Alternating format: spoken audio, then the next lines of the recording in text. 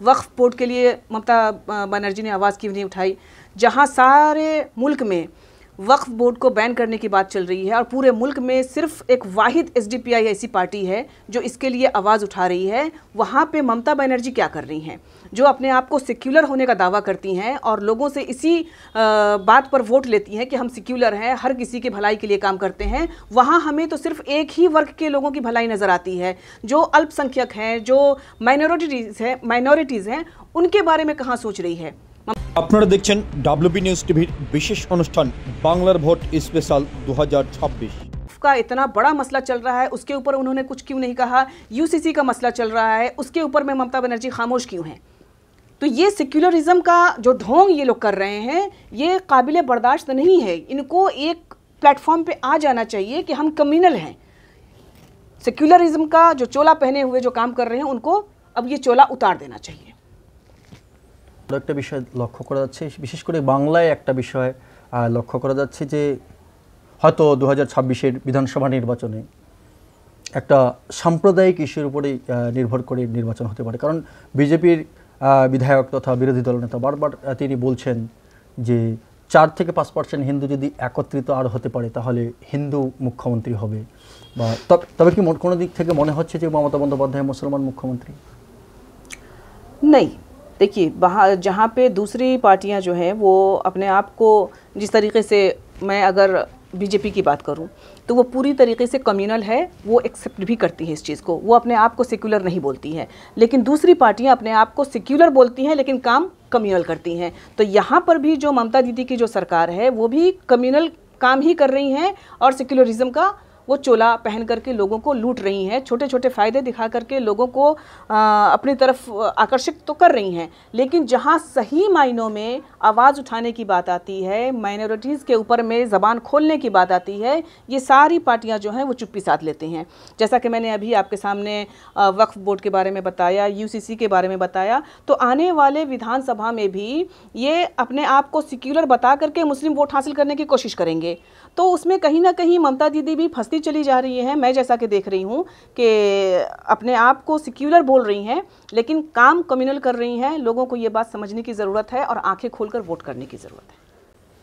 অসংখ্য ধন্যবাদ। আপনাকে আরও একটা বিষয় জানতে চাইব যে আপনি একজন মহিলা হিসেবে যেহেতু এসডিপিআই পার্টির যে আদর্শে আপনারা চলছেন, বিশেষ করে সেই জায়গায় দাঁড়িয়ে মহিলাদের জন্য কি মেসেজ থাকবে? देखिए, हम महिला जो हैं वो 50% है मुल्क में, तो हमारी भागीदारी भी आधी बनती है। और हमें आने वाले चुनाव की अगर आप बात कर रहे हैं तो आने वाले चुनाव में भी हमें बहुत सोच समझकर वोट डालने की ज़रूरत है ताकि मुल्क को सही मायनों में एक सेक्युलर सरकार मिल सके जो हर मज़हब, हर धर्म के लोगों के लिए काम करता हो, न सिर्फ एक मज़हब और एक धर्म के लोगों को। जिस तरीके से अभी आप देख रहे हैं कि हिंदुओं को एकजुट करने की बातें की जा रही है और मुसलमानों को तबाह बर्बाद करने की बातें या मुल्क से निकालने की बातें, दरबदर करने की बातें की जा रही है। तो ये मुल्क सिर्फ एक धर्म के लोगों का नहीं है। इस मुल्क को आज़ादी दिलाने में मुस्लिम ने, सिख ने, ईसाई ने, हिंदुओं ने, हर किसी ने जी तोड़ मेहनत की है और उस वक्त सब ने सिर्फ एक ही लक्ष्य रखा था कि हमें मुल्क को आज़ाद करवाना है अंग्रेज़ों के चंगुल से। तो सब ने मिलकर के मुल्क को आज़ाद करवाया है। और अभी जिस हिसाब से मैं देख रही हूँ कि बाकी लोगों की तो बातें छोड़ दीजिए, महिलाओं की भी कोई इज्जत नहीं है सरकार की नज़र में। वो बेटी बचाओ बेटी पढ़ाओ की बातें तो करती हैं लेकिन महिलाओं के ऊपर में थोड़ी सी भी उनकी कोई जद्दोजहद नहीं है, कोई कोशिश नहीं है। मैंने अभी आपके सामने महिला खिलाड़ी के बारे में भी बात रखी, मैंने आपके सामने मणिपुर के बारे में भी बात रखी, बिल्किस बानो का एक बहुत बड़ा केस हमारे सामने है। उसके अलावा वक्तन फ़वक्तन मुल्क में बहुत सारी चीज़ें औरतों के साथ नाइंसाफ़ियाँ होती चली जा रही हैं लेकिन सरकार पूरी तरीके से खामोश है। तो आने वाले चुनाव में हम औरतों को भी भागीदारी अपनी निभानी होगी। ये सोचते हुए हमें वोट करना है कि हमें एक अच्छी सरकार लाना है जो हिंदू, मुस्लिम, सिख, ईसाई सब के बारे में सोचे, यहाँ तक कि औरतों की सुरक्षा के बारे में भी सोचे। तो ऐसी सोच रख करके हमें आने वाले चुनाव को चुनना होगा। একজন মহিলা নেত্রী হিসেবে কোনো দিক থেকে কি কোনো চ্যালেঞ্জের মুখে পড়তে হয়েছিল বা মনে হচ্ছে যে আগামী দিনে হয়তো কোনো রাজনৈতিক দল টার্গেট করতে পারে যে যেহেতু আপনার এই সংগঠন, আপনাদের এই সংগঠন বিজেপি না তৃণমূল দুটোর মধ্যে থেকে একেবারে আলাদা, সেই জায়গায় দাঁড়িয়ে কি মনে হচ্ছে যে কোনো সমস্যায় পড়তে হতে পারে বা সমস্যায় পড়ছিলেন এর আগে? देखिए, इससे पहले जो 2024 में लोकसभा चुनाव हुए थे, मैं उसमें कैंडिडेट रह चुकी हूँ एसडीपीआई की तरफ से। और चैलेंजेस तो आते रहते हैं। हम अगर राजनीति में हैं तो हमारे सामने चैलेंजेस आते रहते हैं। पार्टियों के जो सत्ता पक्ष पार्टी हैं उनकी तरफ से बहुत सारे मसाइल हमारे सामने पेश आते हैं, लेकिन चूँकि हम डरने वाले लोग नहीं हैं, हम खिदमत खल्क के लिए सामने आए हैं, लोगों की भलाई के लिए सामने आए हैं।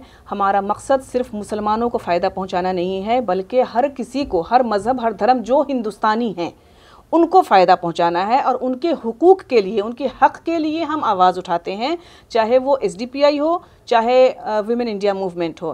हम हक़ के लिए आवाज़ उठाते हैं, और हक़ के लिए जहाँ पे आवाज़ उठाई जाती है वहाँ पे बहुत सारे चैलेंजेस भी आते हैं, बहुत सारी परेशानियाँ भी आती हैं। हम सबको फेस करेंगे इंशाअल्लाह। किसी भी तरह की चुनौती से हम डरने वाले नहीं। কোনো দিক থেকে কি মনে হচ্ছে যে আগামী দিনে নতুন সূর্য উদিত হতে পারে আপনাদের এই সংগঠনের দ্বারা? देखिए, एसडीपीआई जिस तरीके से काम कर रही है उस तरीके से अगर आप देखेंगे तो दूसरी कोई पार्टी नहीं कर रही है। हर किसी के लिए, हर मुस्लिमों के लिए आवाज़ अगर उठा रहा है तो एसडीपीआई है। और धीरे धीरे लोगों के समझ में भी ये बात आएगी कि एसडीपीआई ही एक ऐसी पार्टी है जो उनके लिए आवाज़ उठा रही है और हर मौके पर उनके लिए खड़ी है। तो हम इंशाअल्लाह कभी ना कभी लोगों के समझ में आएंगे और वो उस हिसाब से अपना लीडर चुनेंगे, तो हम भी कभी सत्ता में आ सकते हैं इंशाअल्लाह। ধন্যবাদ আপনাকে আপনার মূল্যবান সময়টুকু দেওয়ার জন্য। Thank you. আমাদের সঙ্গে জুড়ে ছিলেন ওমেন ইন্ডিয়া মুভমেন্টের সর্বভারতীয় সভাপতি ইয়াসমিন ইসলাম। তিনি একাধিক বিষয় আপনাদের সামনে তুলে ধরেছেন। নিশ্চয় আপনারা হয়তো এতক্ষণ তিনার বক্তব্য শুনেছেন। তো আমরা অসংখ্য ধন্যবাদ জানাবো ম্যাডামকে, কারণ আমাদের এই মূল্যবান সময়টুকু আমাদের চ্যানেলকে দিয়েছেন।